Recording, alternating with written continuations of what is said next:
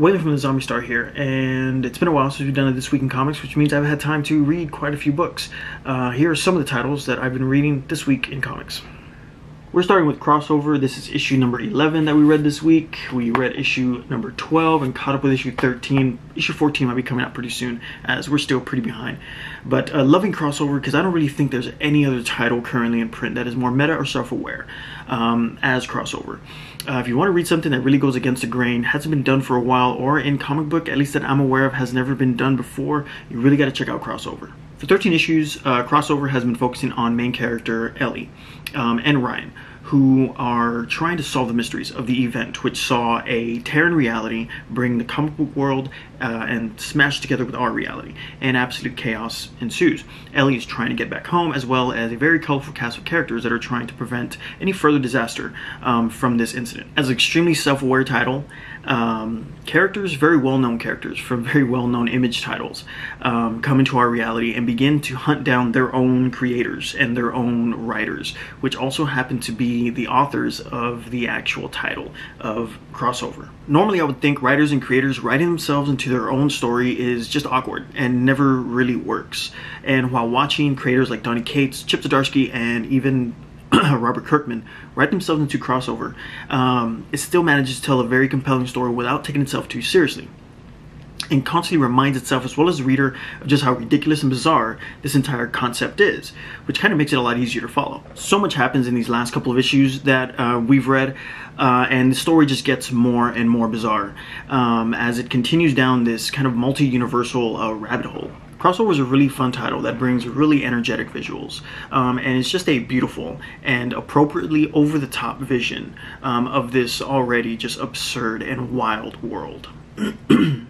And the cover for issue 13 just kind of says that in a nutshell, as it is a cover of a comic book that is on the cover of a comic book, and that just kind of says what this book is all the way about. 13, here's issue number 12, which is actually a remake of the standard cover for issue number 1, and I think the only difference is this has this kind of like a green hue to it, while the other one was more like this rainbow explosion. And this is issue number 11, again just really bringing that dramatic and over-the-top art that just really works for a very unique story like this. I have mentioned that if you were to take Guy Ritchie and blend him with Looper, you would get Time Before Time. And this week we read and are caught up with Time Before Time issues number 11, 12, and 13. This must be on the same release schedule as Crossover, as we are also caught up to 13 on Crossover. Time Before Time really has to be the boldest take on the concept of time travel, as it is presented as this limitless ability that is only restricted by the power of pods, which in any case can allow a person to travel literally to any time, any place in human history. In any other traditional story with time travel, you would see characters prevent catastrophic events or use time travel to dictate the outcome of significant historical events. In Time Before Time, the ability to time travel is illegal, which allows for very powerful crime organizations to control the ability and divvy up certain centuries and time periods and control them as territories. Main characters Nadia and Tatsu have been involved in a very deadly cat and mouse chase across various time periods, as they are forced to work together to fulfill very separate agendas. At its core, Time Before Time is a dramatic crime story that is able to include some subtle comedy that really makes its vast array of characters really fun to read. Given that in any one issue you can be in 2365 to 1872, the artwork is absolutely brilliant and beautiful in delivering the many different worlds that the Time Before Time takes place in. Not overly vibrant and utilizing a simple color scheme, the artwork really serves the dramatic aspect of the story, its setting, and its many characters, while still being able to deliver some intense action and of course some beautiful environments. And cover 13 is a pretty good example of what the artwork does, how it is rendered inside the comic book. This is issue number 13, going backwards. Here's issue number 12. Again, just rendering just beautiful environments from the various time periods that this story can take place in. And of course, robots. You can't have a time-traveling story without robots, and Time Before Time is just a lot of fun to read. Saga can be difficult to speak about, as it has been a longer running title, and really just is very dense as a title.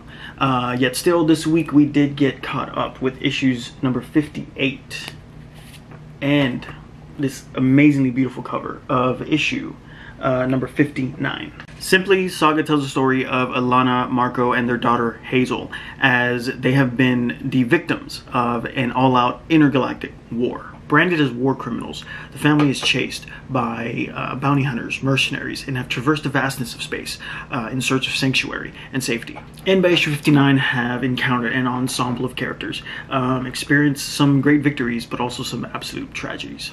And while on the surface, Saga is presented as this intergalactic super space adventure, it is centered and kind of simplified, as narrated through the eyes of the child Hazel, and concepts like life, love, loss, family, friends are kind of perceived through her and defined through the eyes of this child. Where I think writers and artists have just done an amazing job to kind of introduce this extreme science fiction setting and introduce diverse worlds with various different types of creatures with very little human-like characters, yet is able to tell a very relatable and an unapologetic human story. Brian K. Vaughan and Fiona Staples have been the creators for Saga since the beginning and are continuing this not only beautiful story but a really beautiful world that the art has brought to Saga. Just issue after issue, page after page, we're just shown a very expansive universe with various different worlds, various different settings, but each with its very unique look and a very beautiful art style. So much can be said about Saga for its writing and for its art. But all I can say is something that just needs to be experienced by the reader. I mean, it's Saga. What else can you say about it? Issue 59 and issue 58. This has recently come back. I want to say within the past year. They did take quite a hiatus. Maybe after issue 55, I'm not sure, but really happy that Saga is back. Last, of course, not least, is I Hate This Place. This is a number 1 from Image Comics. We haven't done a number 1 in a while, so this is being thrown into the rotation for This Week in Comics.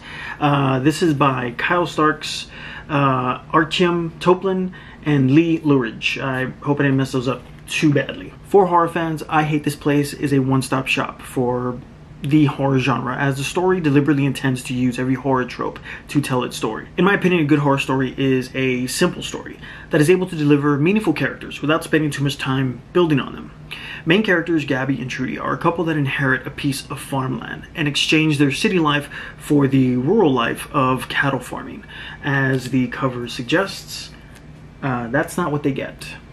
The story's pacing is really surprising, as we see things for the main characters start off really well and begin to decline frantically, all in the first issue, and things get even worse in issue number 2 that was released, I believe, about a week ago.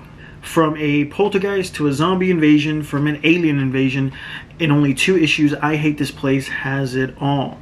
What I love the most is that while this chaos is progressing, so are the 2 main characters in this story. In the midst of this immediate chaos, Gabby and Trudy's relationship is immediately put to the test. Not just their loyalty to one another, but the roles that they play in their relationship. Immediately they begin to realize how much they come to rely on one another, but also identify weaknesses and work together to overcome them. I really enjoy a horror story that will exaggerate on its elements while still allowing itself to take a serious tone when it's developing its characters. And in this, I Hate This Place is a pretty well balanced story. The artwork of I Hate This Place really captures the pacing of the story itself, as it beautifully renders the seemingly peaceful environment of the farmland and immediately changes gears and gives us the horror, the gore, and the mayhem beautifully on these panels. I Hate This Place. This is issue number 2. Cover art is exactly the type of artwork that is inside, and it is just really awesome. And again, issue number 1, I Hate This Place. This is our number 1 for this week, and this is really awesome. And this is what we've been reading in This Week in Comics. Let me know what you guys have been reading. Let me know what you think of these titles, if you guys are reading these titles. And we'll see you guys next time when we're catching up with This Week in Comics.